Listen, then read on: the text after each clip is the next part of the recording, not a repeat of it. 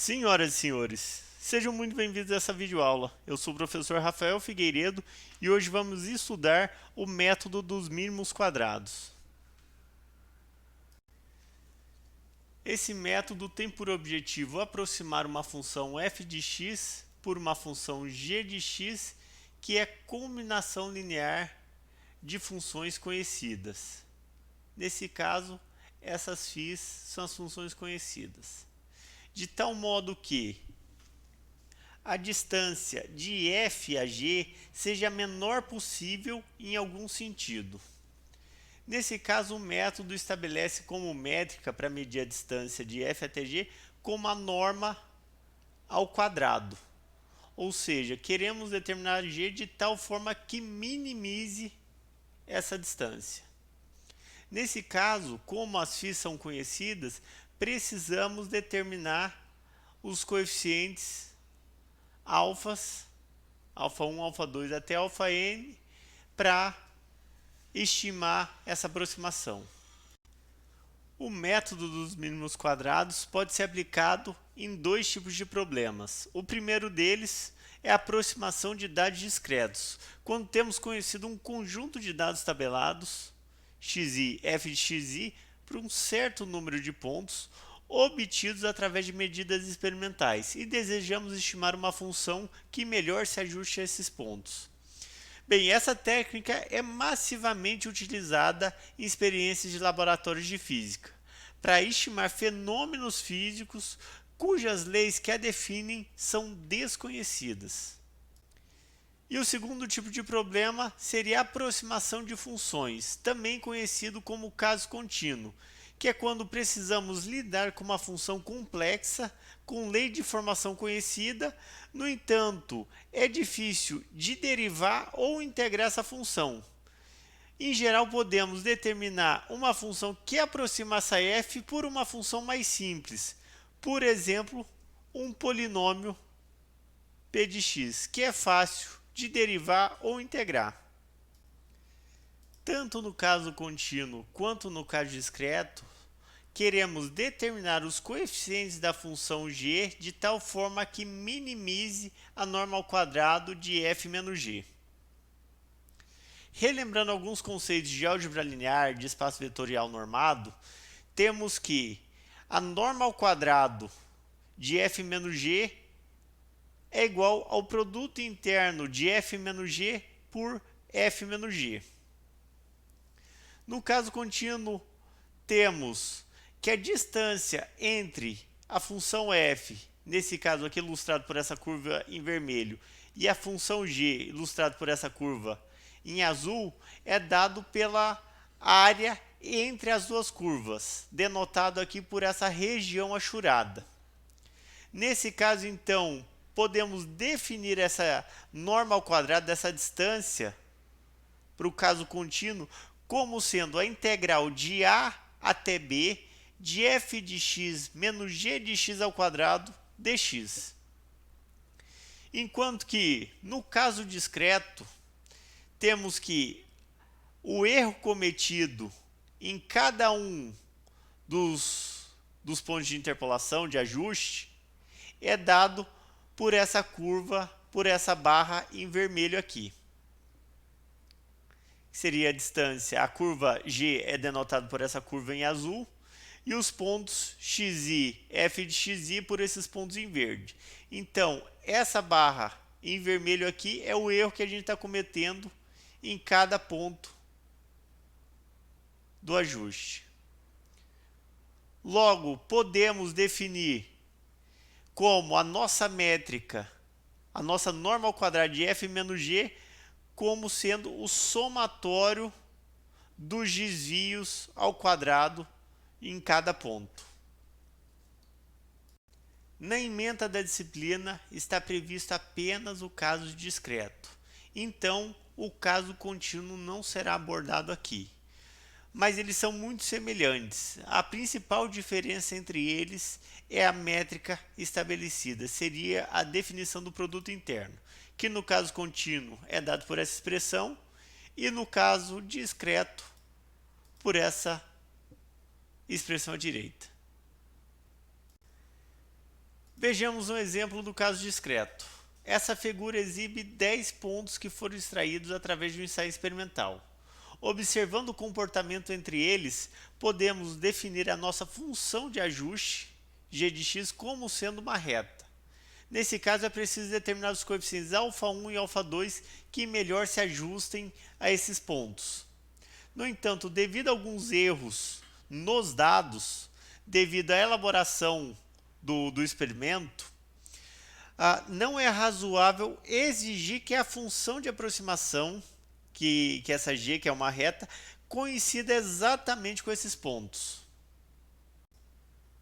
Observem que, como definimos a função g como sendo uma reta, comparando ela com a forma geral da função de aproximação, conseguimos definir ou conhecer as nossas funções φ1 e φ2. Nesse caso, a função φ1 de x vai ser a função que multiplica o coeficiente α1. Nesse caso, é igual a 1. Já a função φ2 de x é a função que multiplica o segundo coeficiente que precisamos determinar, que seria α2, que nesse caso é igual a x. Ou seja, todas as vezes que vocês forem aplicar um método dos mínimos quadrados, essas funções vão ser conhecidas. Aplicando o método dos mínimos quadrados para resolver esse problema, determinamos α1 igual a menos 0,36 e α2 igual a 1,53818. Esses coeficientes dessa reta G definem a melhor aproximação para esses dados. A melhor aproximação por quê? Porque eles foram calculados de tal forma a minimizar o somatório dos desvios ao quadrado. Assim, para qualquer outra reta R, para tentar ajustar esses pontos, o somatório dos desvios ao quadrado dessa reta R vai ser maior do que o somatório dos desvios ao quadrado dessa reta G, determinado pelo método dos mínimos quadrados. Por isso que essa G é considerada como a melhor aproximação para ajustar esses dados por uma reta. Em essência, o método dos mínimos quadrados discreto consiste em aproximar uma função com n valores tabelados por uma função g, que é combinação linear de m funções conhecidas, de tal forma a minimizar esse funcional, que é igual ao somatório dos desvios ao quadrado. Então, uma vez conhecidas as funções φ's, o processo se resume em determinar os coeficientes alfazis de tal forma que minimize esse funcional Q. A pergunta que surge então é: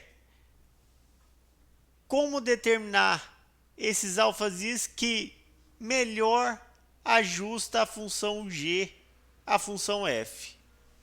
Relembrando os conceitos de cálculo diferencial para uma função de várias variáveis, o mínimo de uma função pode ser calculado ou determinada derivando essa função em relação a cada uma das suas variáveis e igualando as derivadas igual a zero. Esse processo é utilizado aqui para tentar estimar os alfas. Então, derivamos essa função Q em relação a cada um dos alfazis, lembrando que temos m coeficientes, e igualamos essa derivada igual a zero.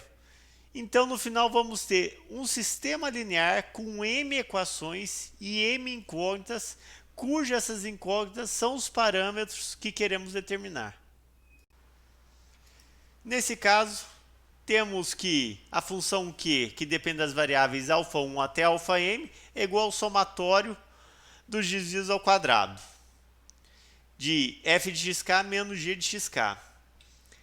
Nesse caso, expandindo a função g, temos que q pode ser reescrita por essa seguinte expressão, onde a função g aqui é definida como combinação linear de m funções conhecidas.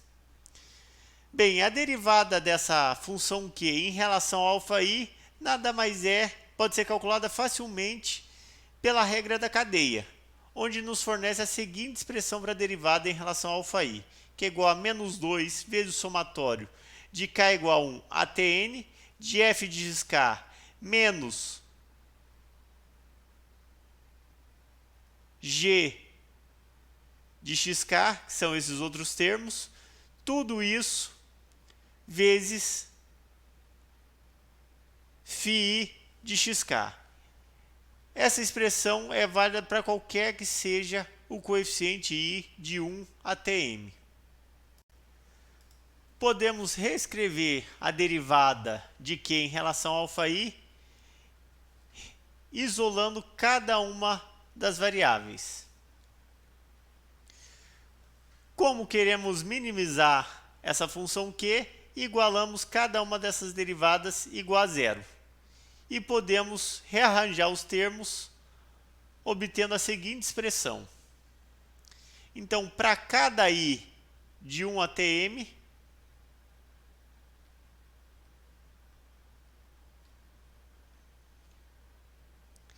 conseguimos construir nosso sistema linear com m equações e m incógnitas, onde as variáveis desse sistema linear são os parâmetros alfas que queremos determinar para melhor ajustar a curva g à curva f. Nesse caso, cada componente a e j da matriz dos coeficientes desse sistema linear são calculadas por essa expressão, que é igual ao somatório de k igual a 1 até n de φi de xk vezes φj de xk, que isso nada mais é do que o produto interno de φi, do vetor φi pelo vetor φj, onde cada um desses vetores, supondo φi, é definido como sendo a função φi avaliada em x1, segunda componente desse vetor φi avaliado no ponto x2, até φi avaliado no último ponto xn. E cada uma das componentes do vetor do lado direito desse sistema linear são calculados por essa expressão. O somatório de k igual a 1 até n de f de xk vezes φi de xk. Que isso também podemos associar ao produto interno do vetor f pelo vetor φi, onde o vetor f nada mais é do que os dados tabelados da função f. F de x1, f de x2 até f de xn.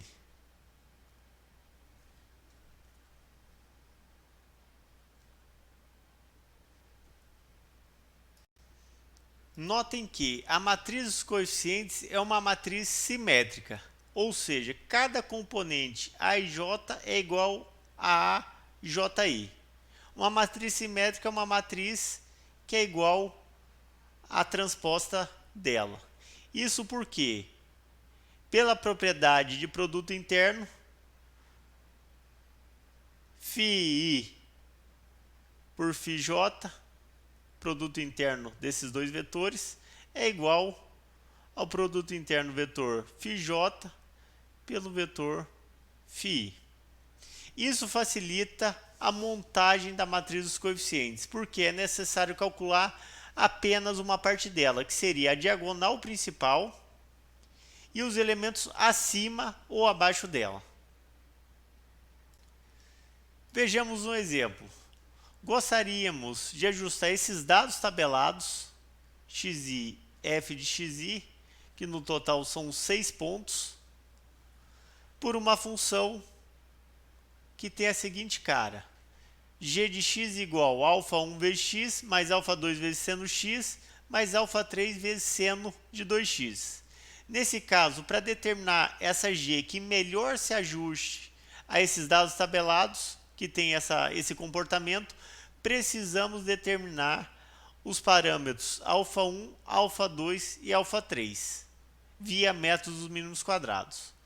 Nesse caso, o que está multiplicando alfa 1 seria a nossa função φ1 de x, nesse caso x, que está multiplicando o segundo parâmetro, alfa 2, é a nossa função φ2 de x, nesse caso seno de x, e o que está multiplicando alfa 3 seria a nossa função φ3 de x, que nesse caso é igual a seno de 2x.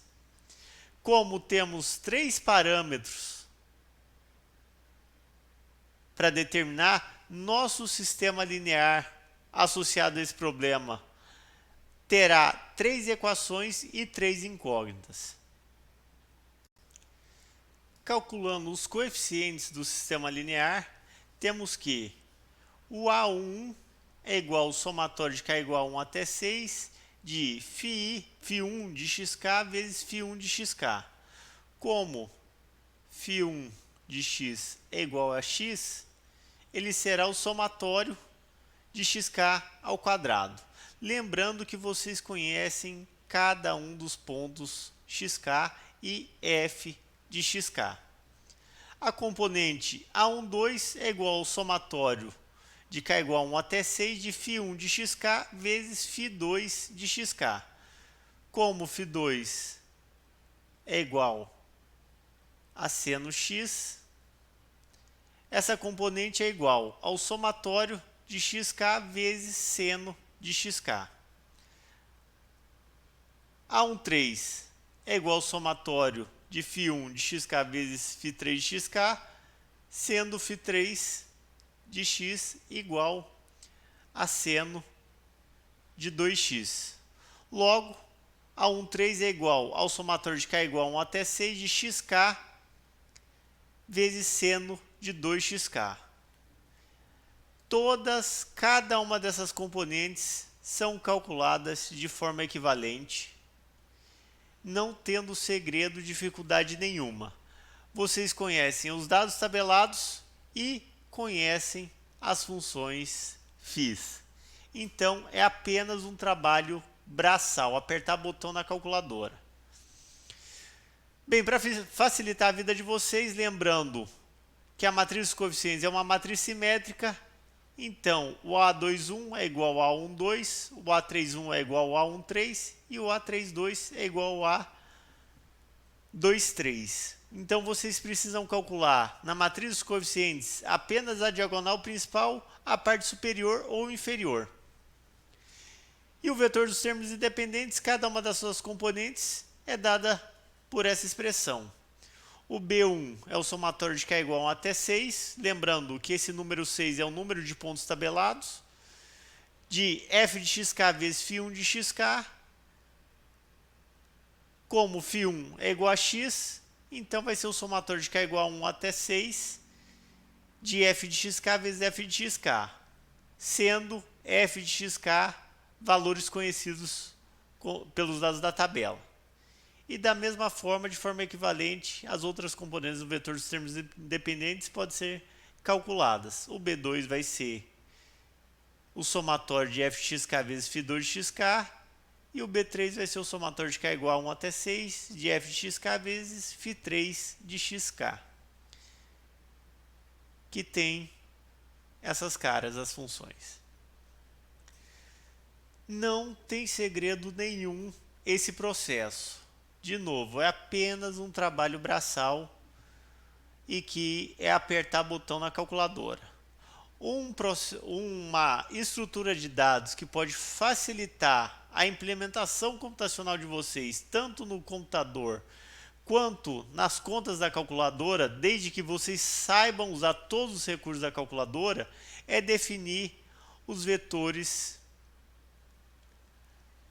φ, que são iguais a φ de x1, segunda componente φi de x2 e assim por diante até φi de xn. Calculando cada um desses vetores φis, para esse caso φ1, φ2 e φ3, para calcular cada uma dessas componentes, basta fazer o produto interno entre os respectivos vetores, certo? Lembrando que o A23, o A e J, na verdade, é igual ao produto interno do vetor φi com o vetor φj. E a componente bi dos termos independentes é igual ao produto interno de f, do vetor f, dado pelos dados tabelados, e o vetor φi. Assim, o sistema linear associado a esse problema possui os seguintes valores. A solução desse sistema é dada pelo vetor unitário. Então, cada uma das variáveis αx é igual a 1. Logo, a função g que tentamos ajustar aqueles dados da função f tabelado é igual a x mais seno de x mais seno de 2x.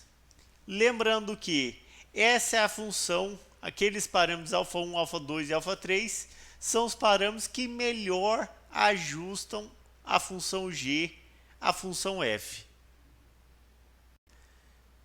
Essa figura exibe os dados tabelados e a aproximação g que acabamos de calcular via método dos mínimos quadrados.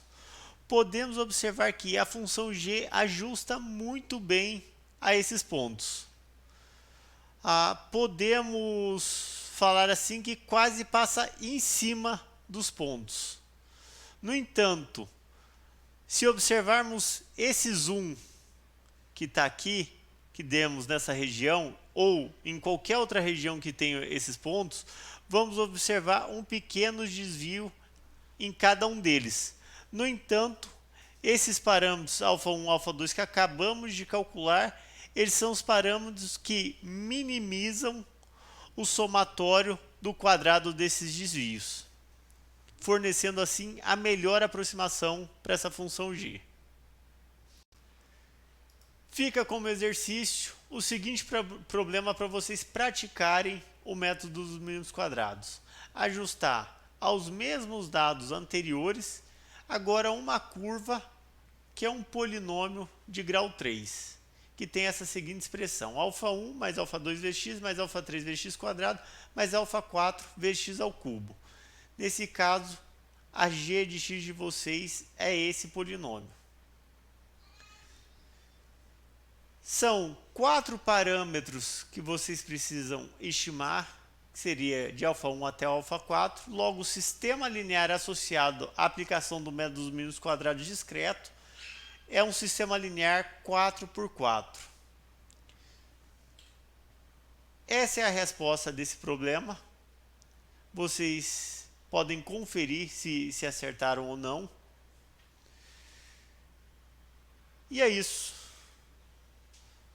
Na aula de hoje estudamos o método dos mínimos quadrados discreto, que não tem segredo nenhum, é uma técnica muito simples que basta a resolução de um sistema linear para obter o ajuste de uma determinada curva. Nos vemos na próxima videoaula. Um abraço a todos e até mais.